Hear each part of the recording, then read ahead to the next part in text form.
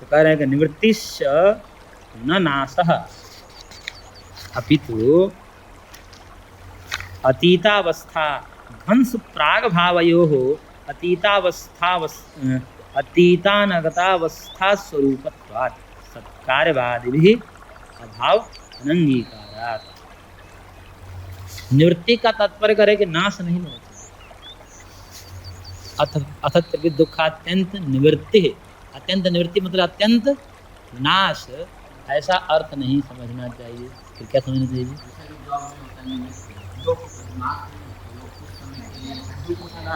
तो फिर बाद में आ जाएंगे। तो फिर ऐसा अर्थ करेंगे तो दुख कुछ देर के लिए हट जाएगा, फिर बाद में आ जाएगा, तो फिर तो मोक्ष ही नहीं होगा। ऐसा अर्थ करेंगे तो वो दुख नहीं देगा। अब क्या मतलब हुआ दुख नहीं देगा? हाँ, कुछ समय का रहा, इसके बाद में आ गया, यही होगा ना, कुछ समय के लिए हट गया। All right, we're going to start our next study session. Let's study for another 25 minutes. तो कुछ देर के लिए निवृत्त हुआ, तो कुछ देर के लिए निवृत्त हुआ, इसके बाद में आ जाएगा। जब आ जाएगा तो दुख नहीं देगा, दुख है दुख ही देगा, सुख थोड़ी देगा। वो सुख नाम ही है उसका, दुख तो दुख ही देगा। तो ये कह रहे हैं, देखिए यहाँ पर ये दार्शनिक विचार है यहाँ, कि यहाँ पर निवृत्ति का मतलब नाश नहीं समझना चाहिए, अपितु क्या समझना चाहिए? कह रहे हैं कि अतीतावस्था समझना चाहिए। क्यों अतीतावस्था समझना चाहिए?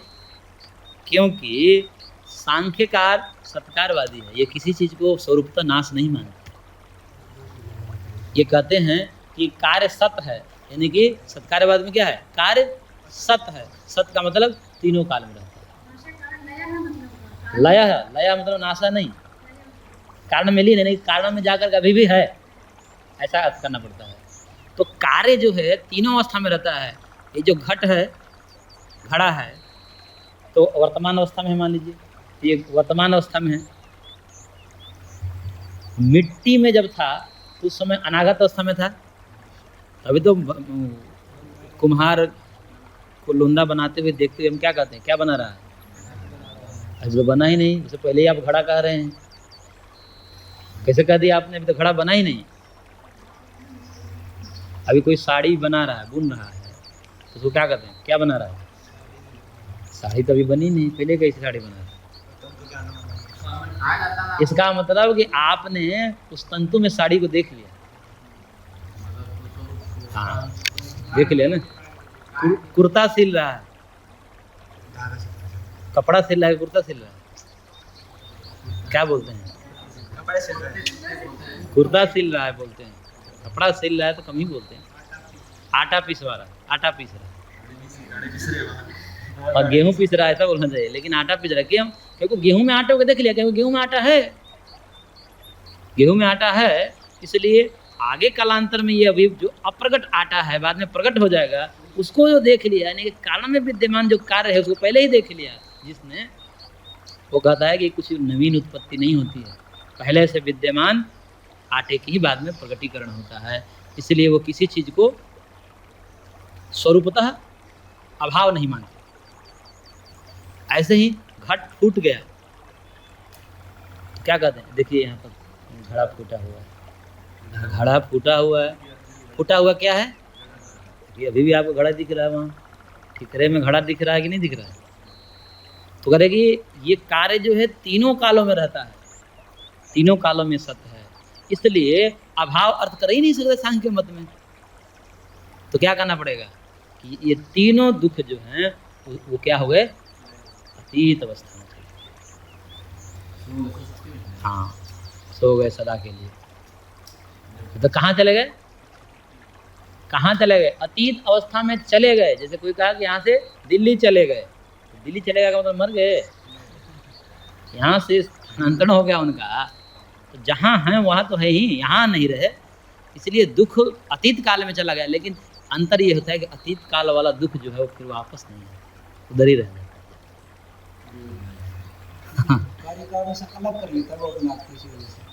तो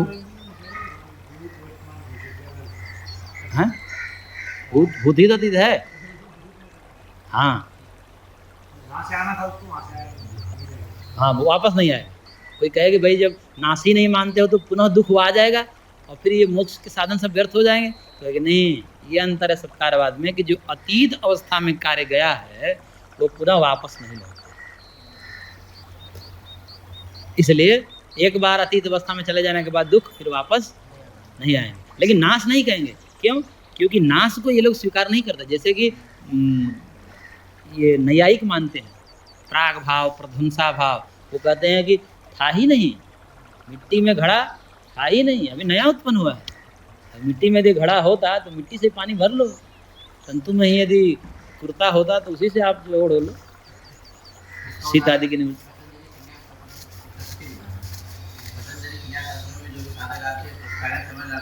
गया नहीं, हमारे पास ही अन्य जगह मेरे हाथ से छूट गया। क्या कुछ समझते हैं ना, ये मेरे हाथ में है। तो जो है ध्वंस प्राग भावयो हो, जैसे ध्वंस और प्राग भाव दो अभाव होते हैं, ऐसा तो तीन अभाव होते हैं, चार अभाव भी होते हैं।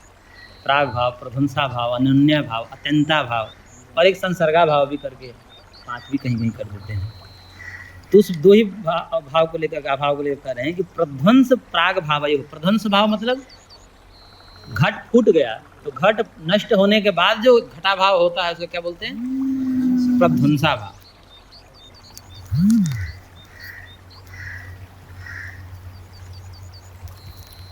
तो उसको प्रध्वंसा भाव बोलते हैं। और प्राग भाव किसको बोलते हैं?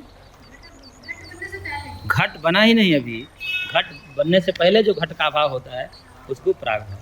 ये दोनों क्या है? तो सांख्यवादी इसको क्या मानते हैं? अतीत अनागत अवस्था स्वरूपत्वाद। प्राग भाव क्या है? ये प्रध्वंसा भाव क्या है? अतीत अवस्था में वो चला गया घट, अतीत अवस्था में अभी जाकर है वहाँ सूक्ष्म रूप में। और प्राग भाव क्या है? अनागत, अभी आने वाला है, अभी आगे भविष्य काल में होने वाला है, इसलिए वहाँ भी छुपा हुआ है, मानो कि छुप कर अभी बैठा हुआ है। तो ये प्राग भाव और प्रध्वंसा भाव को भी स्वरूपतः अभाव सांख्यकार नहीं मानते हैं। अतीत अनागत अवस्था स्वरूपत्वाद सत्कार्यवादी भी, क्योंकि सत्कार्यवादियों के द्वारा ये जो है अनंगीकारात, अभाव अनंगीकारात, क्योंकि जिस प्रकार से नैयायिक अभाव को मानते हैं कि स्वरूपतः ही होता ही नहीं, एकदम नवीन घट की उत्पत्ति हुई है, नवीन पदार्थ पहले था नहीं अब हुआ है, ऐसा मानते हैं। तो सांख्यवादी इसका निषेध करते हैं, वो कहेंगे नहीं नहीं, कार्य जो है तीनों कालों में सत्य होता है, उसका कभी नाश नहीं होता, बस छुप जाता है। अतीत काल में जाकर छुप गया, अनागत काल में छुप कर बैठा हुआ, आएगा प्रकट होगा। लेकिन अतीत काल में जो छुपा हुआ है वो फिर वापस नहीं आता, इसलिए वो छुप कर जो है वो सूक्ष्म है ना, इसलिए स्वरूपतः किसी को ये नाश नहीं मानते। नाशः कारण लय, कारण में लीन होकर के रहता है, लेकिन अतीत काल वाला जो है वो पुनः वापस नहीं आएगा। भले वो वहाँ रहेगा पर वापस नहीं आएगा। तो कार्य सत्य होने के बाद भी अब वापस नहीं आएगा तो मानो हमारे लिए नष्ट के बराबर ही है। तो इसलिए निवृत्ति का मतलब यहाँ पर नाश नहीं समझना चाहिए।